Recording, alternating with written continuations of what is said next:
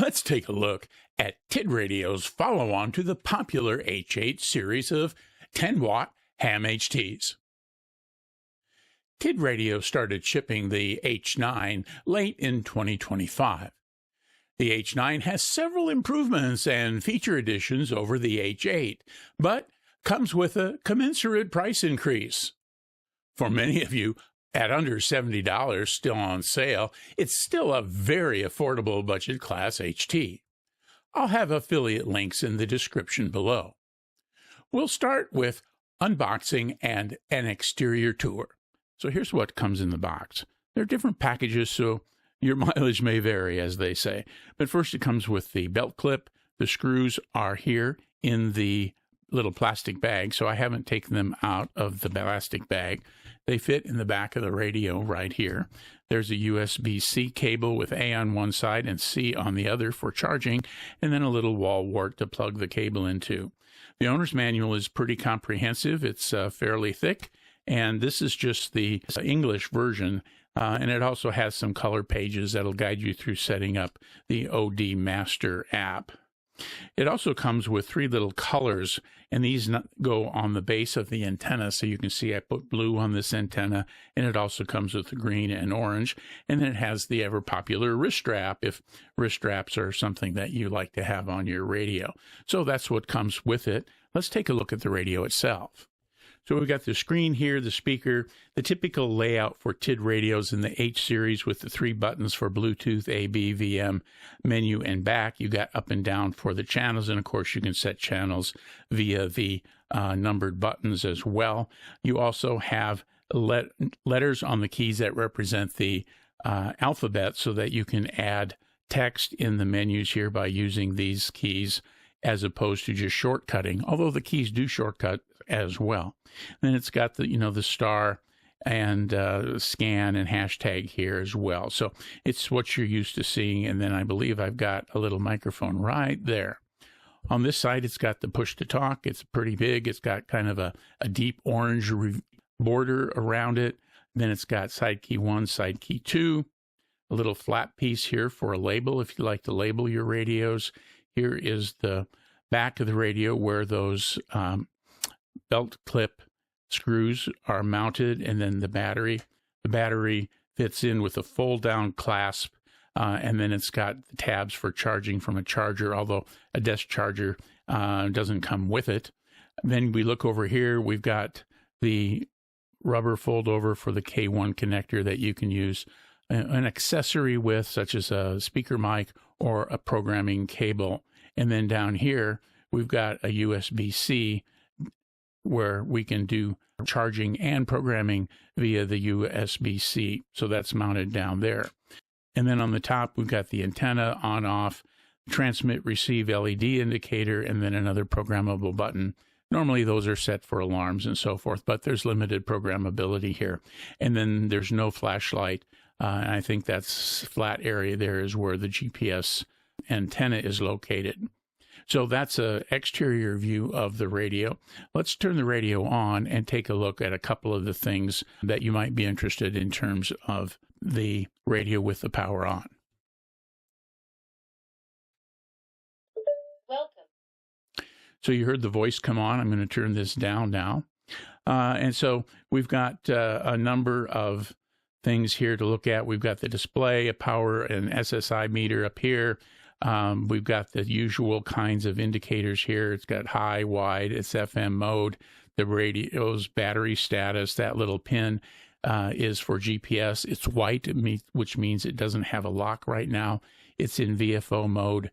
And then in the lower area, you can see the upper and lower registers. And so if I go from A to B, right now I'm in VFO on that second one. I can go up to channel mode on the first one and go to one of the local repeaters here. I'm going to go back to down. And if I go to VFO mode, then I can change to VFO up on that upper one as well. And I think I'll leave it there so we don't get any repeater action while we're talking right now. To access the menu, we just press here, and then the menu is segmented. So in the radio settings, we have a number of things to include squelch and VOX levels and all that stuff. And if we go up to the end of the menu, see we've got 43 of them. We can make some changes to the menu color. And here in the radio settings, we can turn on transmit in the 500, 350, and the 200 megahertz range. And so if we want to use the 220 band, we can go up here to 220, select, and then we can turn it on. And so you can see that I have it on here. And then there's just a bunch of other things that you can set here. I'm going to back out of that. One of the things in these segmented menus that are really helpful is the programming channel menu. Here we can get into all of the things that we need to program a channel without having to go through, 50 different menus in a single menu list. So that's very handy. Radio info gives us radio or APRS info. The radio info is the radio ID. In this case, it's 201 is the ANI ID, and then radio alias, and we can go down here and see the firmware and the software. And I've got the latest firmware. I added it to the radio yesterday. So we can back up again, and we go into scan. We can set up our scan menus. Here in Bluetooth, it's an extensive Bluetooth menu. You can turn it on and off with the BT button right here, but here you can also go in, turn it on and off, what kind of mode it's in. It's off right now, so it won't let me. So let me turn it on. So you can see the Bluetooth is on. You can set it as a receiver or an emitter. You can give it the name or know what the name is. And so this radio code number is 5997. That's what I'm going to look at on my phone if I want to try to connect it to my phone. I can put it in pairing mode as pairable or already paired.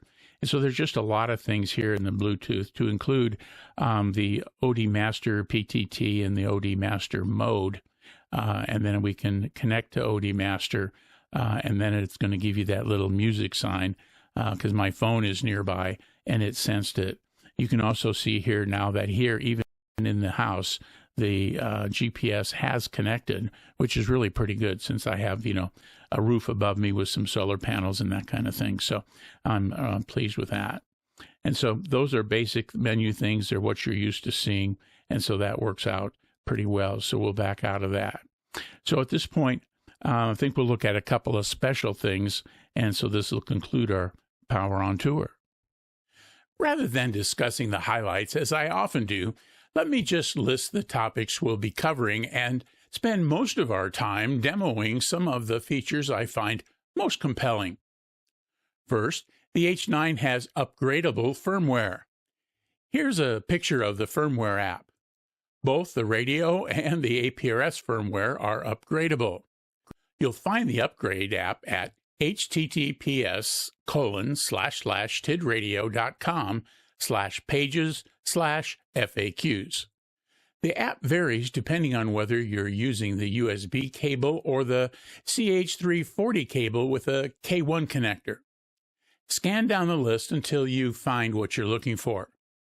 Read the instructions for the method you're using. Next, the H9 has a new display option called Classic. Here's what that looks like. One of the things we've got going is the Classic display, and we can get to that by going to the menu, going to Radio Settings, going down to the Display menu, select Display,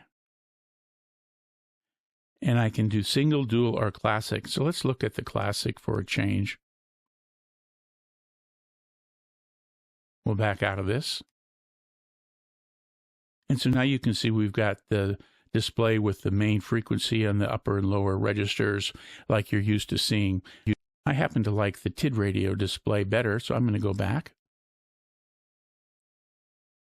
And I know it's 15, so I'm just going to go to 15 and hit Menu. And I'm going to go up to the dual display,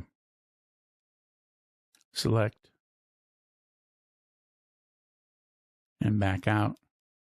And now I've got this modified display with both of the frequencies or channels in this little box down here at the bottom. So that's the Classic display. A long press on the 7 key will enter the spectrum display. This display shows a graphic image of signals near where you're tuned. With the radio on, to get to the spectrum scope, you just press the 7 key and hold it until the spectrum scope comes on. So about 3 or 4 seconds, you can see we've got the spectrum scope now showing. There's a little dotted line where the frequency is that I am tuned to, and I can scan. I've got the band here. It's showing from 146.543 to 146.556, with 550 as being the center point. And so we can see what's going on here with our spectrum scope. And then we can go into this menu by clicking that OK button. And so we can set the modulation, we can set frequency, what the threshold is, where the cursor is, how big the bandwidth, and then we can reset it all.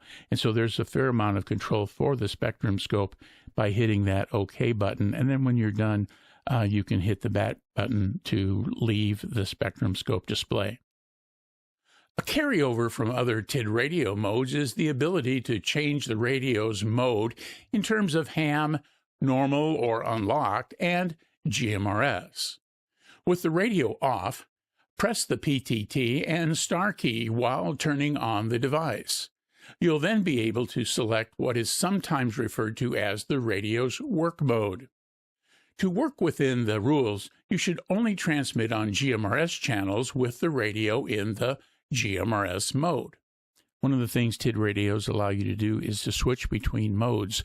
And to do that, we're going to press the push to talk, the star, and then turn it on. So we've got press to talk, the star, and we're going to turn it on. And so here it came up in ham mode, normal mode, or GMRS. And to pick one of those, you just press the corresponding number. So ham mode is going to limit the frequencies to the ham radio band. Normal is technically unlocked, so all of the bands that are available will transmit. It's up to you to make sure you're working within the limits of your license. And then GMRS, which will limit the transmit to the GMRS channels here in the United States. Now, I'm not going to make any changes to this, so I'm just going to turn the radio off. 2 quick notes as we continue. First, TID Radio provided an H9 for this review. The other one you'll see is one I purchased. A big thanks to TID Radio. I've got an affiliate link below to both TID Radio's site and to Amazon. I've also got a coupon code that you can try. Next, be sure to click the thumbs up button below the icon and subscribe to the Gadget Talk channel. It costs you nothing, and by clicking the notification bell, you'll be sure to know when we post new videos. There are join and thanks buttons below the video, too, if you'd like to support the channel more directly. Now, the H9 shares some interoperability with the H3 Plus. Radio cloning and SMS texting work between and among these 2 models. Here's a quick look at sending SMS messages via the H9. So let's take a quick look at the SMS function. You can see down here I've got the SMS turned on. That little envelope is down in that lower right-hand corner. And I've set a random simplex frequency here in the 2-meter band. And I've got my other radio configured the same way. But some of the things I need to watch out for is if I go into menu, I want to go down and I want to make sure that the dual watch is off. That's important. It'll give you a reminder if you don't have it off. And then when I go down here to SMS, I want to make sure that the SMS is on. The indicator is that little envelope. And then if I want to send an SMS, I'm going to go down here to send an SMS. And I want to send the recipient. And to do that, I need to know what their ANI ID is. So I'm going to go into my other radio here. I'm going to go to menu. I'm going to go down to radio info. My radio info select, and it's 202. So this one is 201. This one is 202. So to send my SMS, I'm going to go down to send SMS. The recipient is 202. So I'm going to press a button and it'll give me my text input screen. I'm going to hit hashtag to get to numbers. 202. Hit OK. Hit the down. Content. Another just touch one to get the text input screen. I'm going to send hi. So I'm going to go capital. H is the second in the number 4, so I'm going to go H, and then I'm going to change case. And I is the third one in number 4. And I'm going to hit OK, which is the menu. And that's my message. And then I'm going to press more. And I want to send it. So I'm going to hit that. But I'm going to move this here, and then I'm going to take this radio and I'm going to kind of hold it at arm's length so I don't, blow out the reception here with this, even on low power. So I've got that. So I'm going to move this and hold it out, and I'm going to press send. And it says sending. This radio, it says receiving.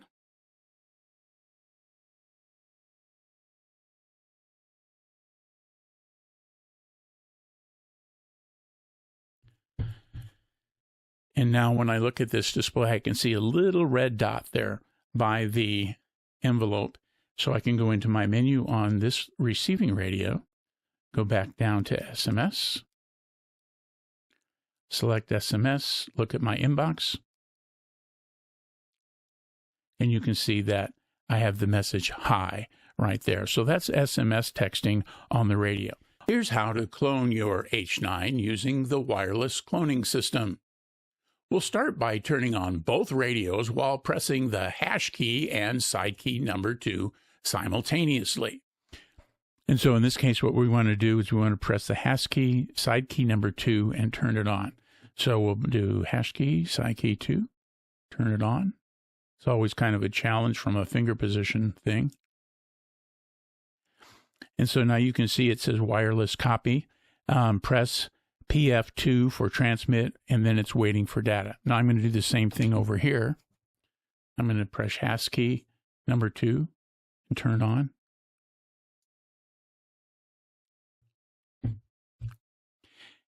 And this now says the same thing. It is also waiting for data.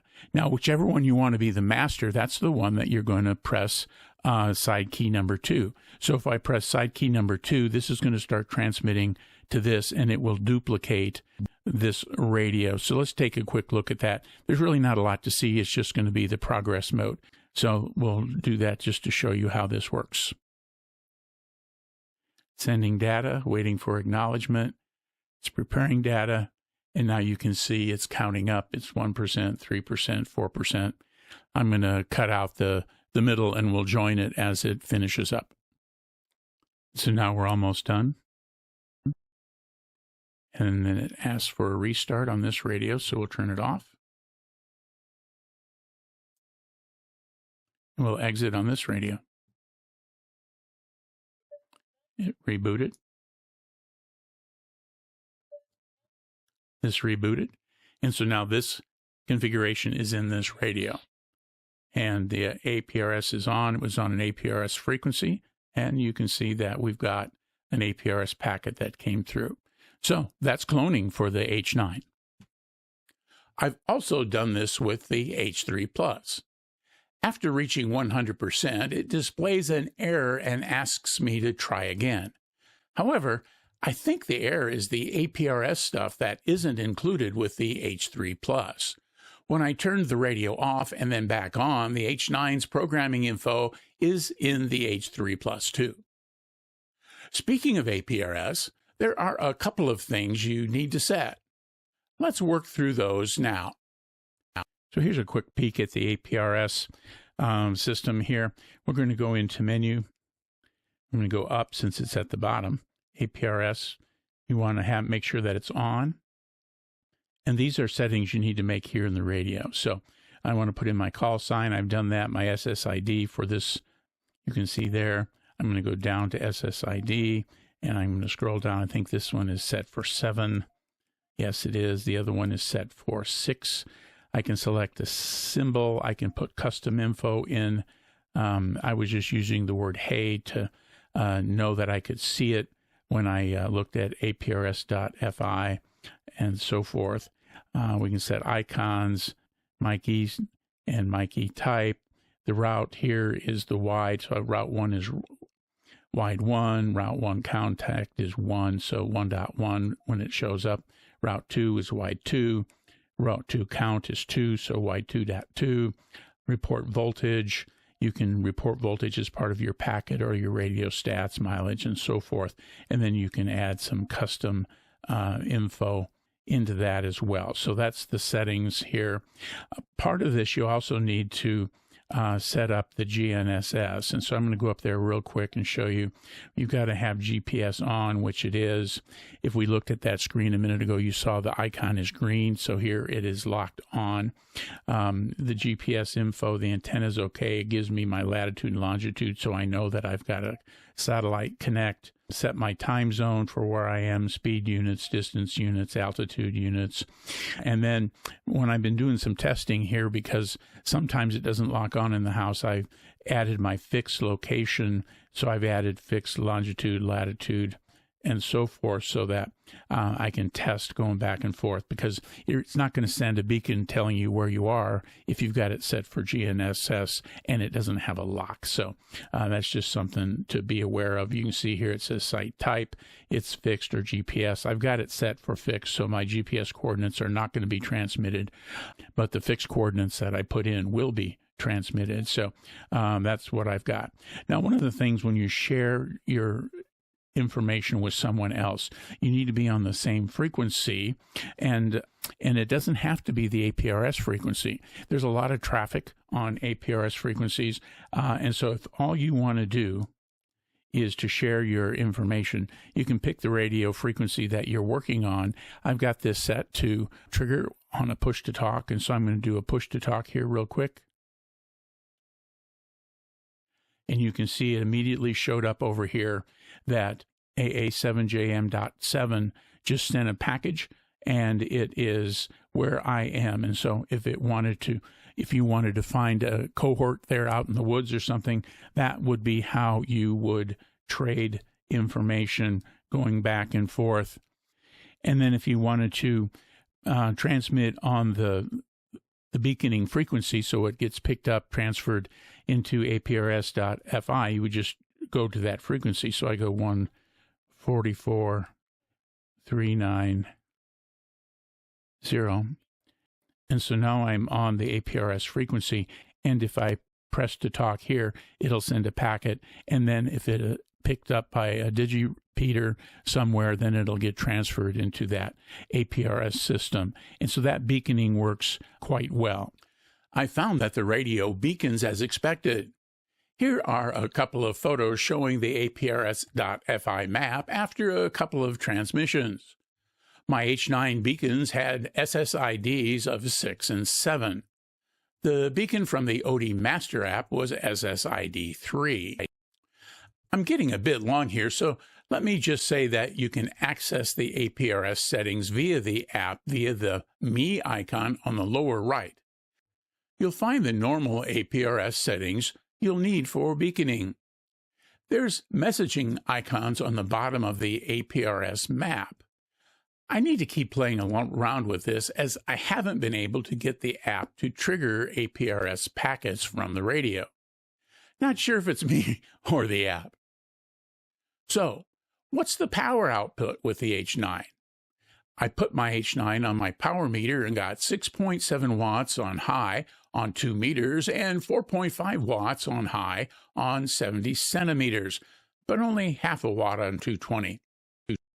Signal purity is also important. Let's take a look at the H9 in the 2-meter band. Okay, so here I've got the radio connected to my Tiny SA Ultra. I'm on 146.52, the VHF call frequency, and I've got the Ultra programmed to measure at 146.52. So let's take a look and see what we get. We'll let it scan through a couple of times. And so you can see here that the little spurs that you do see are like 50 below, and they're below that 16.02 or 25 microwatts. And we've got a nice high spike there at about 19 or 20. And so as we've got it all settled down, you can see that the radio is clean on 2 meters. Last, a quick comment about programming. Like previous H3 and H8 radios, the H9 is programmable via the OD Master app and OD Master website. There is also a downloadable CPS. Note the choices that appear when it's first launched, as in this photo. Here's a screenshot of the CPS. If you've worked with CPSs before, you'll figure this one out easily. The radio is not yet in the Chirp library of supported radios, however. Additionally, the radio's APRS settings have to be set in the radio, at least for now. So, what'd you think? Please feel free to leave a comment below.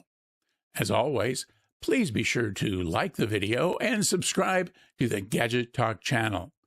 Join me over here for my review of the H8 3rd Generation HT to help you note the differences between these two radios. Thanks for watching, and 73.